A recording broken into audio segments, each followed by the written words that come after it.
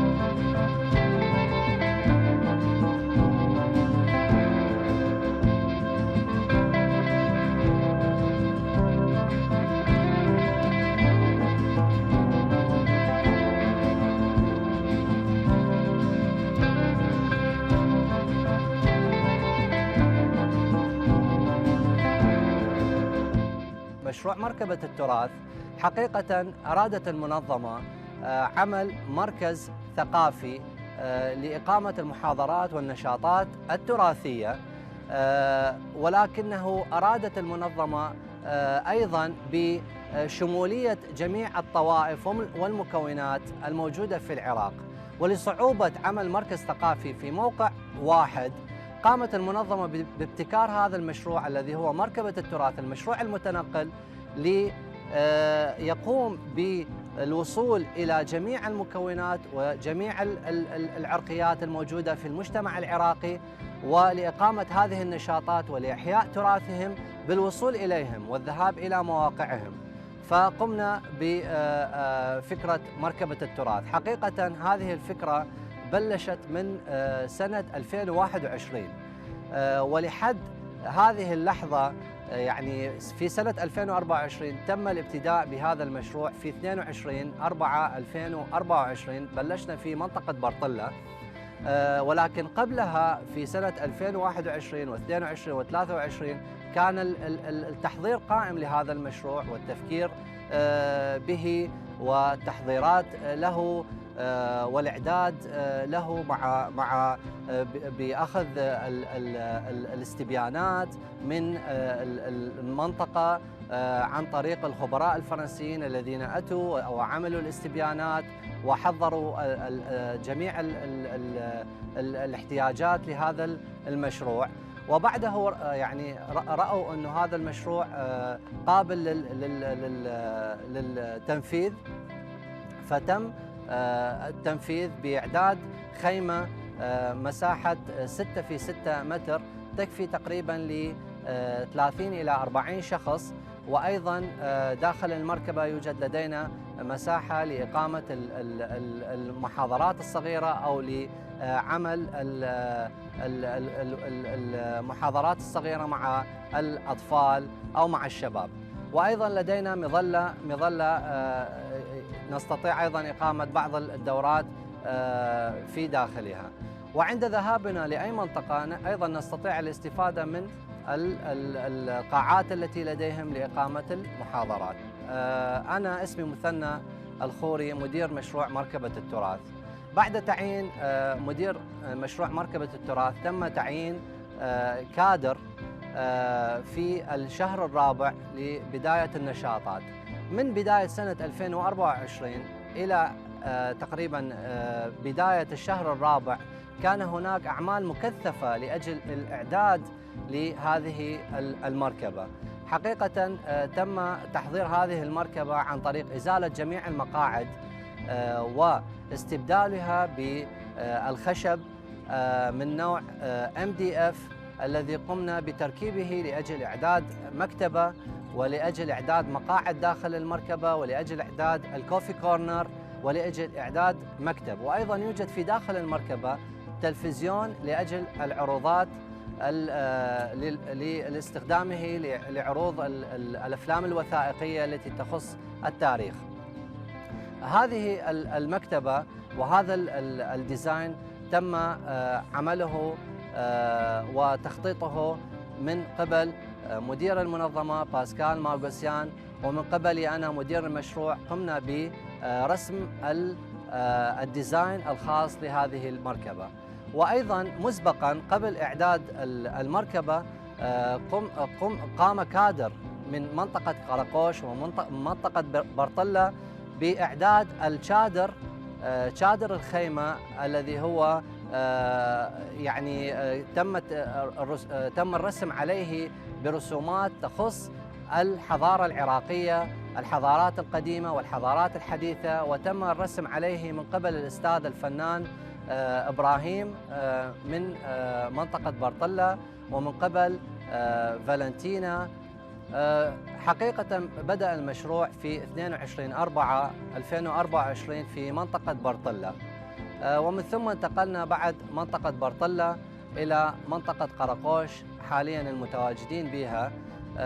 تقريبا اشتغلنا في منطقة قرقوش لمدة أسبوعين، وراح ننتقل بعد منطقة قرقوش إلى منطقة كرمليس لإقامة أيضا نشاطات المعتادة للمركبة. وسيستمر العمل في منطقة كرمليس لمدة تقريبا من يوم 20/5 إلى نهاية الشهر الخامس، ومن ثم سننتقل في الشهر السادس. خطتنا في الشهر السادس ستكون في منطقة بحشيقة ومنطقة بحزاني، ومن ثم ننتقل إلى دير مار بهنام ومنطقة النمرود. النشاطات اللي نقوم بها مثلا في منطقة برطلة، أكيد إحنا عندنا نشاطات اللي هي تخص القراءة وتخص المكتبة. في هذه المكتبة يوجد أنواع مختلفة من الكتب. أكيد تم اختيار هذه الكتب بعناية من قبل الدكتورة نرمين ومن قبل الأستاذ الدكتور عبد الرحمن، أخصائيين في دراسة التنوع في العراق ودراسة الآثار والتراث. تم اختيار هذه الكتب بعناية، وهذه الكتب نقوم عن طريقها بإعداد أو ليس بإعداد، نقوم بعمل جلسات القراءة، ونقوم بإجراء حوار سقراطي مع الشباب ومع النساء ومع العوائل. فهذه إحدى النشاطات التي تقام. أيضا لدينا نشاط الذي هو نشاط المحاضرات الثقافية. نشاط المحاضرات الثقافية حقيقة هو نشاط نقوم به لإعداد محاضرات مع أعداد كبيرة. في هذا النشاط نقوم بالتحضير له باستخدام إحدى القاعات في هذه المنطقة، ويتم استدعاء أعداد كبيرة. يعني حقيقة يدعى هذا النشاط بالماس ليرنينج، محاضرات ثقافية لأعداد كبيرة. على الأغلب يتم باستخدام قاعات المنطقة التي نعمل بها وليس الخيمة والمركبة. هذا ثاني نشاط. نشاط آخر ترفيهي هو نشاط العب مع التراث. نشاط العب مع التراث حقيقة هو ليس فقط نشاط ترفيهي وألعاب، وإنما الألعاب تكون عن طريق ألعاب تراثية تم اختيارها بعناية. مثلا لعبة البازل، مثلا عن طريق لعبة البازل نقوم بتشكيل مثلا أبنية، مثلا ملوية سامراء، أو مثلا أهرامات في مصر، أو مثلا برج باريس، لإضافة معلومات إلى فئة الأطفال أو فئة الشباب عن طريق الألعاب لإعطائهم المعلومات. أيضا نقوم بالتذكير والتطرق إلى ألعاب في المنطقة التي نعمل بها، نقوم بإحياء ألعاب تراثية قديمة وأيضا نقوم بتنفيذها.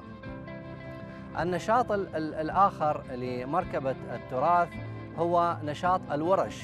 نشاط الورش، لدينا ورش مختلفة، هي الورش الحرفية والورش الفنية. بالنسبة للورش الفنية تقوم بالإشراف عليها الست فالنتينا التي هي من خريجة كلية الفنون، تقوم بالتطرق إلى أمور فنية أيضا تخص التراث، مثلا رسم ملوية سامراء عن طريق الرسم بالموزاييك، أو عن طريق الرسم بأمور فنية مختلفة. والورش الحرفية تشمل ورش مختلفة، مثلا ورشة الخط المسماري، ورشة التطريز على الملابس، وورش مختلفة حسب ثقافة المنطقة التي نعمل بها، وأيضا تتم بالاستعانة بخبراء من هذه المناطق. إحدى النشاطات الأخرى أيضا لمركبة التراث هي زيارة المواقع التراثية والأثرية.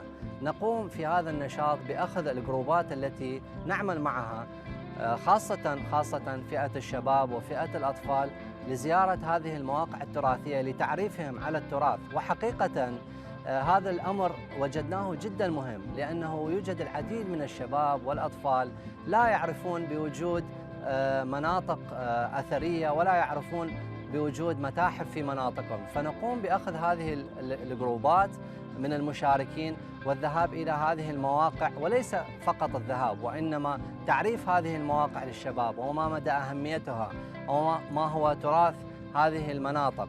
فهذا النشاط هو نشاط زيارة المواقع الأثرية.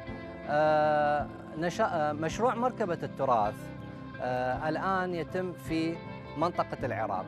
في هذه السنة خططنا في سنة 2024 ستكون العمل في المناطق الشمالية من العراق، في سهل نينوى ونينوى وفي كردستان، ونحاول قدر الإمكان الاتجاه لمناطق الوسط والجنوب، ولكنه غالبا مناطق الوسط والجنوب ستكون في سنة 2025.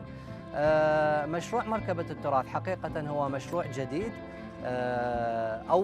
أول مشروع يتم إنشاؤه في العالم من هذا النوع، وأنا تكلمت سابقا عن فكرة إنشائه وكيف تمت. وفي المستقبل يوجد فكرة وليست فكرة، وإنما يعني سيتم تنفيذها إن شاء الله في السنوات القادمة.